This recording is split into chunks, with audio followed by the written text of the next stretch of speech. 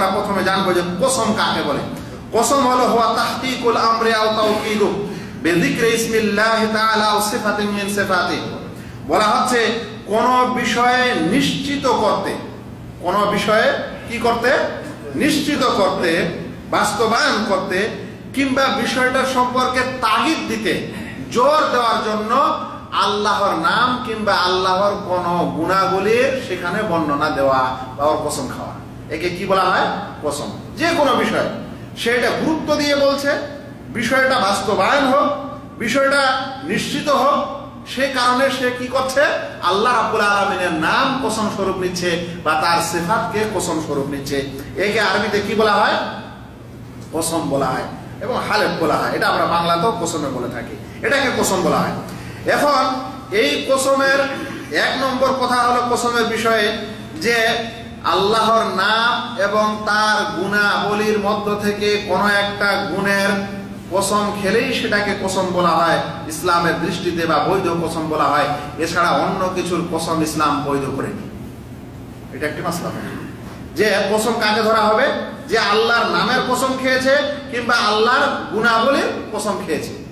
আল্লাহর নাম ও গুণাবলীর কসম খাওয়া কেমন? যেমন কেউ বলেছে আল্লাহর কসম, কেউ বলেছে আল্লাহ তাআলার চেহারার কসম, আল্লাহর হাতের কসম, আল্লাহ তাআলার মনে করেন যে রহমতের কসম, কিংবা কাবা ঘরের রবের কসম। তাহলে এগুলাকে কি ধরা হবে?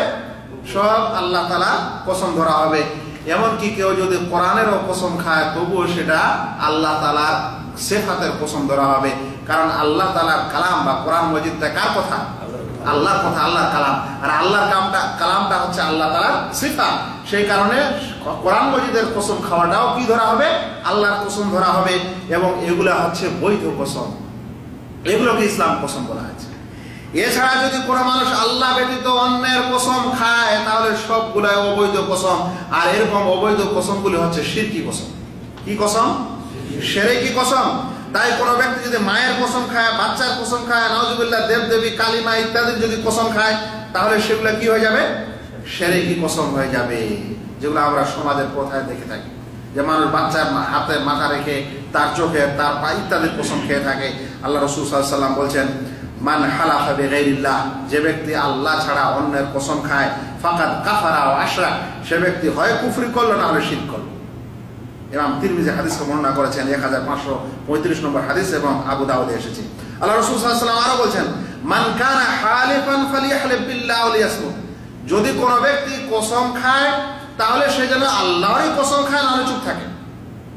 যদি খেতেই হয় তাহলে কি করে? হয় আল্লাহর খায়, না হলে চুপ থাকে। বুখারী ও মুসলিমের হাদিস। মনে রাখবেন, এই সকল কসমের মধ্যে আরবের সমাজে একটা প্রচলিত কসম আছে। আমাদের সমাজে আছে কসমের প্রচলন, কিন্তু আরবে একটু বেশি প্রচলন আছে। তাই আপনারা মানুষকে দেখেন না যখন ওয়াল্লাহ ওয়াল্লাহ বলে না? তো এই যে আরবের মানুষেরা ওয়াল্লাহ ওয়াল্লাহ বলে, এই নিয়মটা তাদের রাসূল সাল্লাল্লাহু আলাইহি সাল্লামের যুগেও ছিল, যে তারা এরকম করে ওয়াল্লাহ ওয়াল্লাহ বলতো।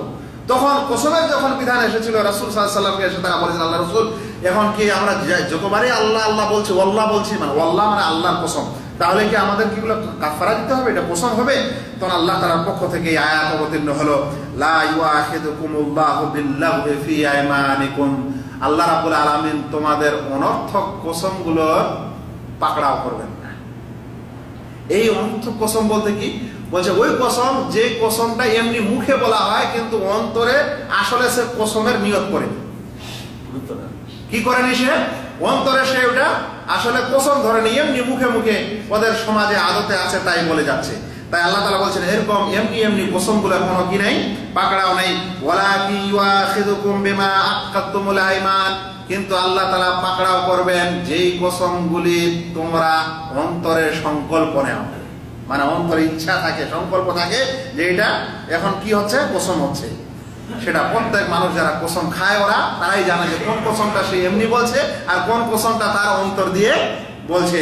যদি ওরকম হয় তখন তার কাফারা লাগবে। সূরা মায়দা 89 নম্বর আয়াত। মনে রাখবেন, এক প্রকার কসম হচ্ছে শরিয়ার পরিভাষায় তাকে বলা হয়েছে আল ইয়ামিন আল গামুস, বা মিথ্যা কসম। কি বলা হয়েছে?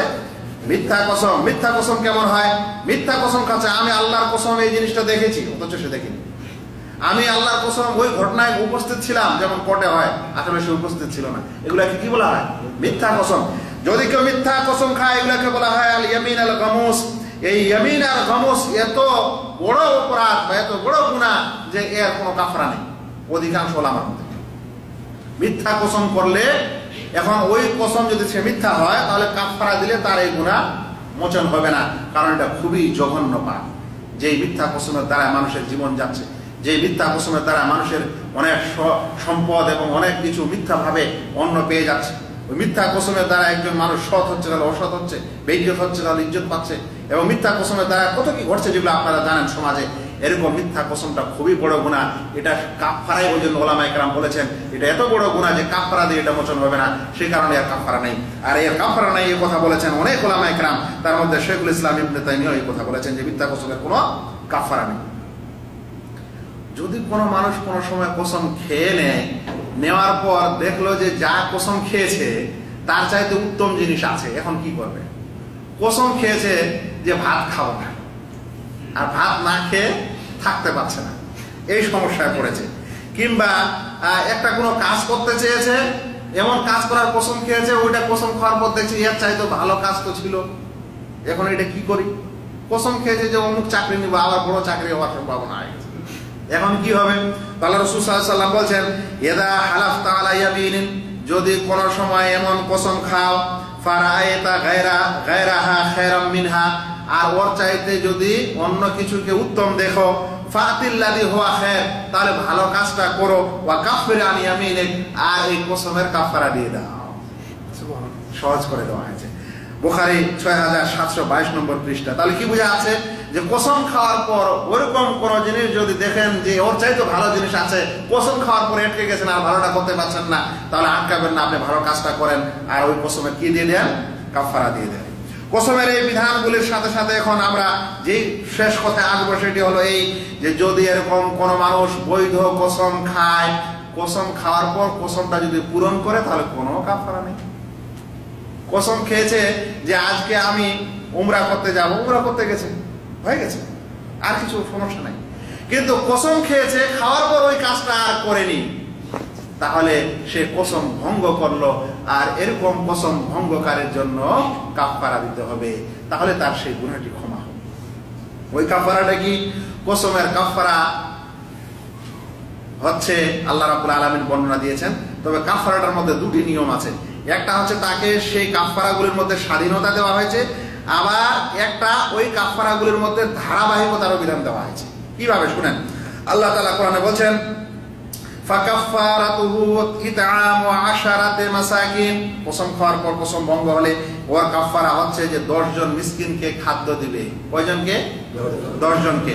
মিন আওসাতে মা তুতিমুনা আহলিকুম, তোমরা সাধারণ মধ্যম মানের খাওয়া যেটা তোমরা নিজের পরিবারে খেয়ে থাকো ওরকম খাওয়া, ওরকম মানের খাওয়া। আও কিসওয়াতুহুম, কিংবা তাদেরকে 10 জন ব্যক্তিকে কাপড় দিবে। আও তাহরিরু রাকাবাহ, কিংবা এক যে দাসীকে স্বাধীন করবে, দাস বা দাসীকে স্বাধীন করবে। ফামান লাম ইয়াজিদ ফাসিয়ামু সালাসাতি আইয়ামিন, যদি কেউ এগুলো না পারে তাহলে সে যেন 3 দিন রোজা রাখে। সূরা মায়েদা 99 নম্বর আয়াত। তাহলে প্রথমে 3টি জিনিসের স্বাধীনতা। 1 নম্বর হলো 10 জন ব্যক্তিকে খাদ্য দিতে হবে, 10 জন মিসকিনকে পরিধান মানে পোশাক দিতে হবে, কিংবা একটি দাস বা দাসীকে স্বাধীন করতে হবে। 3টির যে কোনো একটা করলে কসমের কাফারা হয়ে গেল। যদি এই 3টা না পারে তাহলে তখন কি করতে হবে? 3টি রোজা রাখতে হবে। এখন কথা হলো যে 10 জন মিসকিনকে খাদ্য দিবেন, কেমন খাদ্য? বলা হলো মধ্যম পরিমাণ, মধ্যম মানের খাদ্য। কতগুলো খাদ্য সেটা বলা হয়েছে সাধারণত হাফসা মানে প্রায় 1.5 কেজির মতো কি দিতে হবে? 1.5 কেজি 1.5 কেজির মতো খাদ্য। সেটা আপনি পাক করে দেন কিংবা আপনি কাঁচা দেন, যেগুলো সাধারণ মানুষ সমাজে খায়। আপনি চাল দিলেন, তার সাথে তরকারি ইত্যাদিও দিয়ে দিলেন মিসকিনকে। এটা হচ্ছে কাফারার খাদ্য দান। কাপড়, এমন কাপড় দিতে হবে যার মাধ্যমে নামাজ জায়েজ। ওই যে কাপড় দিতে হবে 10 জন ব্যক্তি থেকে 10টা টুপি কিনে এনে দিয়ে দিয়েছে, এই হবে না। এমন কাপড় দিতে হবে যে কাপড়টা পরেও কি করতে পারে? নামাজ হতে পারে, এরকম কাপড় দিতে হবে। এরকম একটা সব দিলে হয়ে যাবে, কিংবা একটা লুঙ্গি দিবেন উপরে একটা আবারও জামা দিবেন, তাহলে তার নামাজ ওর মাধ্যমে হবে, এরকম কাপড় দিতে হবে, তাহলে তার কসমের কাফারা হবে।